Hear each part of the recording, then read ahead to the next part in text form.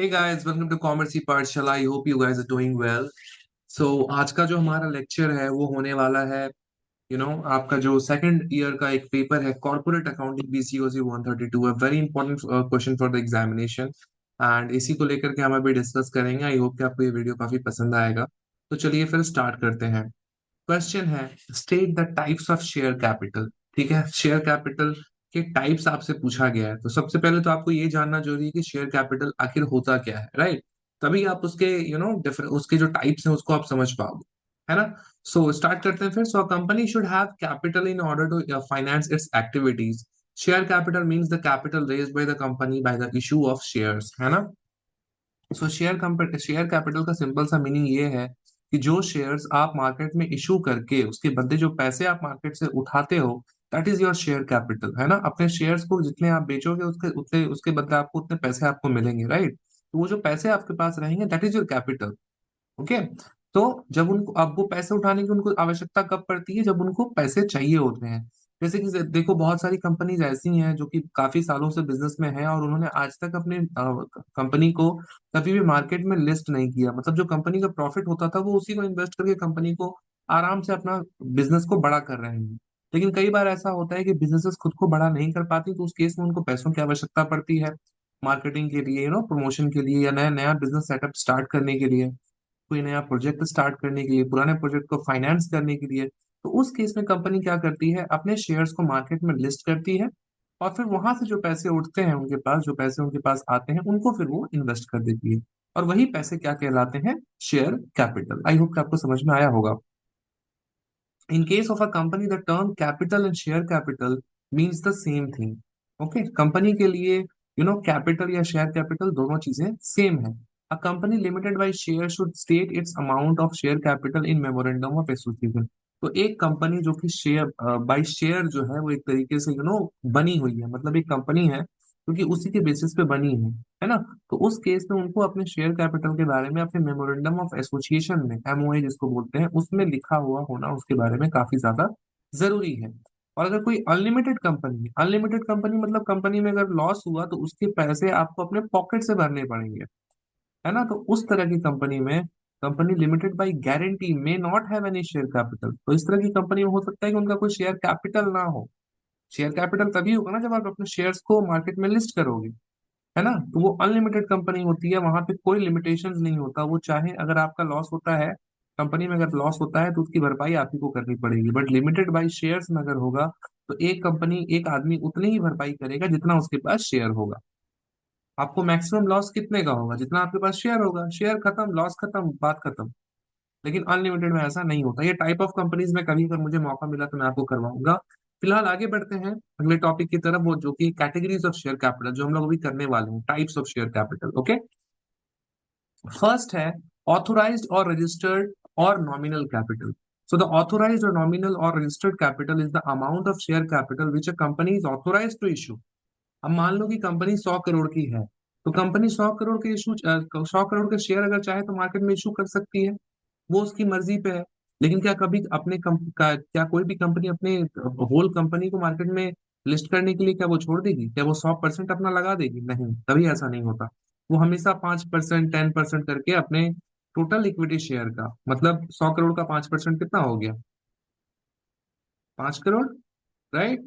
तो 5 करोड़ जो पैसे हैं उतने का वो लोग जो है मार्केट में शेयर को इशू करेंगे। पूरे कंपनी का शेयर कभी भी इशू नहीं होता, है ना। तो लेकिन जो पूरी कंपनी है वो कितने की है? 100 करोड़ की है। तो टोटल 100 करोड़ जो है उसका ऑथोराइज कैपिटल है, रजिस्टर्ड कैपिटल है या फिर नॉमिनल कैपिटल है। लेकिन उसमें से इशू कितने का किया? सिर्फ 5 करोड़ का। ओके। आई होप कि आपको समझ में आ रहा होगा। नीचे में इशू कैपिटल भी है, जब उसको पढ़ेंगे तो आपको अच्छे से समझ में आ जाएगा। Okay. Authorized to issue by its memorandum of association. This is the maximum amount which a company is authorized to raise by the issue of share, है ना। ये maximum amount है जो कि कोई कंपनी मार्केट से रेज कर सकती है। The amount of authorized capital of a company depends upon its business requirements. जो authorized capital है कंपनी का वो डिपेंड करता है कि उसकी बिजनेस की रिक्वायरमेंट कैसी है। इट कैन बी इंक्रीज और डिक्रीज। अब इसको जो है बढ़ाया या फिर घटाया जा सकता है by adopting the prescribed legal procedure, है ना। देखो वैल्यूएशन कैसे निकलता है, जैसे हम लोग बोलते हैं ना कि फिजिक्स वाला या फिर बहुत सारी कंपनीज है वो जो है यूनिकॉर्न है। यूनिकॉर्न का मतलब होता है कि कोई कंपनी जिसका वैल्यूएशन 7,000 करोड़ से ज्यादा हो गया है, तो उसका वैल्यूएशन ज्यादा हुआ है। उसकी वैल्यू सच में 7,000 करोड़ नहीं है। आप अगर अभी मार्केट में उसके शेयर्स को बेचने जाओगे, कोई अगर सारे के सारे शेयर्स को बेचना चाहे तो वो बेच नहीं सकता। अगर बेच देगा तो उसको 7,000 करोड़ रुपए मिलेंगे। क्या कुछ किसी को कैश चाहिए, वो पैसा नहीं चाहिए, राइट। जनरली होता क्या है कि वो एक वैल्यूएशन होता है कि उसकी वैल्यू उतनी है, राइट। तो यहाँ पे भी वही बात बोली जा रही है कि वैल्यूएशन जो है वो बिजनेस के रिक्वायरमेंट के अकॉर्डिंग उसको ऊपर नीचे किया जा सकता है। अगर बिजनेस बहुत अच्छा रन कर रहा है, उसकी डिमांड मार्केट में बहुत ज्यादा है, तो डेफिनेटली उसकी जो वैल्यूएशन है वो ऑटोमेटिक बढ़ जाएगी, राइट। तो लेकिन उसके लिए एक लीगल प्रोसीजर होता है जिसको फॉलो करना बहुत जरूरी हो जाता है। दूसरा पॉइंट है इशूड कैपिटल। तो जैसा कि मैंने बताया, टोटल ऑथोराइज्ड कैपिटल का वो हिस्सा जो आप मार्केट में सब्सक्रिप्शन के लिए पब्लिक को ऑफर कर रहे हो, that is your issued capital. It is that part of nominal capital. Nominal capital का वो हिस्सा which is actually offer to the public for subscription, है ना, जिसको एक्चुअली पब्लिक को ऑफर किया गया है सब्सक्रिप्शन के लिए। Normally a company does not issue its entire nominal capital eight A time. Normally देखा जाता है कि कोई भी कंपनी जो है अपनी इंटायर नॉमिनल कैपिटल को या फिर ऑथराइज कैपिटल को मार्केट में इशू करने के लिए नहीं छोड़ती है। In this case the issued capital is less than the nominal capital, है ना। तो इस केस में जो इशू कैपिटल होगा, इशूड कैपिटल जो टॉपिक अभी हम लोग कर रहे हैं, ये नॉमिनल कैपिटल से हमेशा कम होगा। अब हो सकता है कि कोई कंपनी अपने 50% शेयर जो है पब्लिक के लिए इशू कर दे, हो सकता है, लेकिन वो हमेशा ही ऑथोराइज्ड कैपिटल या नॉमिनल कैपिटल से कम ही रहेगा, फुल कभी नहीं हो सकता। और अगर कभी फुल हुआ तो जो बंदा कर रहा है वो पागल है।